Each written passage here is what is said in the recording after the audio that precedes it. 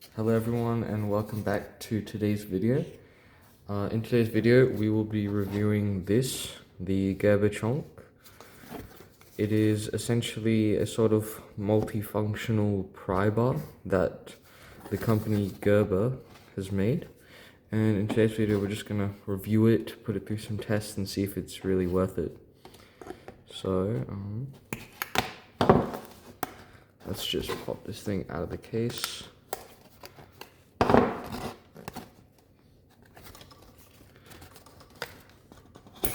There we go.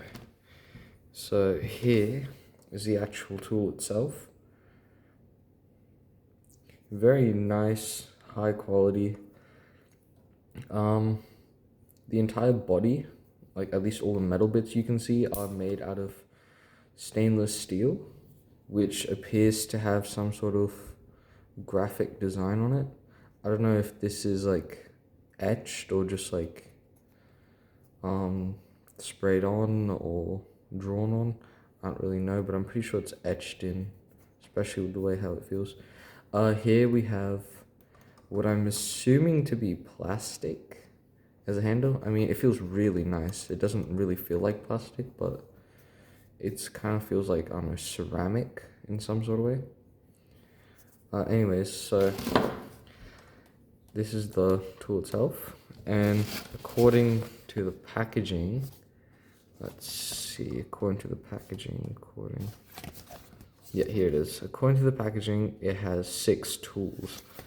So, yeah, here it says we got 1, 2, 3, 4, 5, and 6. All right, let's see. Does it label? No, it doesn't mention what the tools are. So I guess we gotta try and figure it out ourselves what those tools are. So I guess the first and most notable thing of this tool is its, pry bar functionality. As you can see, it has a sort of, I guess I'd say, split, tapered pry end. Also feels quite nice. You can see it's at pretty decent angle, probably to get into things. Here I have something that I prepared earlier in order to test this out.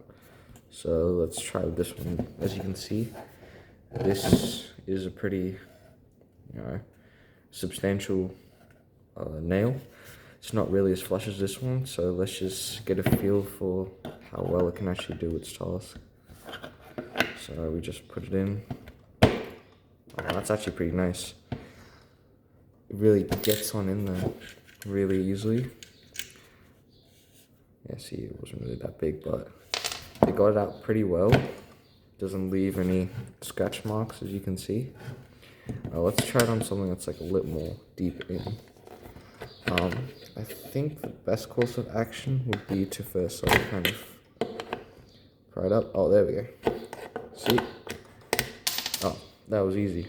So even if you have like a nail that's really flush, this thing pretty easily removed that, I'm not gonna lie.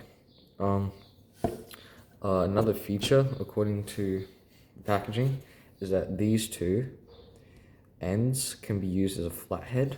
So right here we have a screw. Let's see if it can, oh yeah, fits in quite nicely. Let's see if I can get a better angle on this.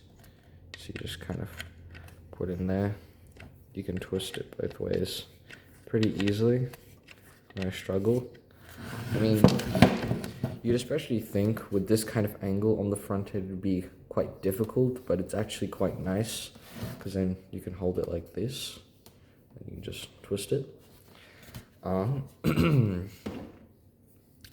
So let's see if we can figure out. So another tool in this is right here.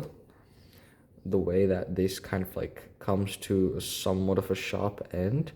It's meant to be used as a wire stripper.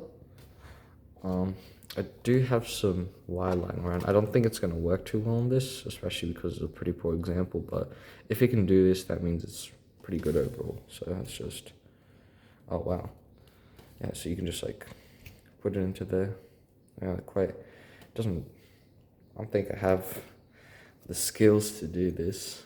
but I mean, it really easily just shows it off. I mean, if you have some experience with this and you have like a good technique, I'm pretty sure this tool will be pretty easy to use then. Yeah, see, that's as best I can do, but I mean, in that aspect, the tool is pretty good. Yeah, as you can see over here, pretty obvious bottle opener. I don't have any beer bottles on me, especially because that'd be illegal. You know, drinking beer underage. Definitely don't do that. It's not a good thing. I mean, we can pretend like this is a beer bottle. Yeah, pretty easily. Just put it on there, on the edge, just crack it open. It feels like it's pretty good quality. Yeah, you have another notable feature, this giant hole. Don't know what that's for. I mean, it's not like you can, you know, put something in there or strip wires with this either, because it's quite a flat hole. I mean, like, maybe, I don't know, what maybe you can, you know, if you have a small enough screwdriver, you just kind of put it in there and then just use it like that. No, that's probably it. I think this is probably just like a design choice. I don't know, maybe they thought it was a bit boring. Yeah, let's check packaging. Let's see. Covered all the main tools. I guess some other benefits of this is the fact that this protrudes out quite a bit, as you can see. You may think that's probably like a bad thing, especially if you're going to put it in your pockets because it has this clip. But if you see here, the clip and this, they level each other out. So like, let's say I put this on here. Let's see, a lot more noticeable. It keeps it flat. This was especially good, especially if you're going to just like, let's say this is like your jean pocket right here. You just clip it on. Boom.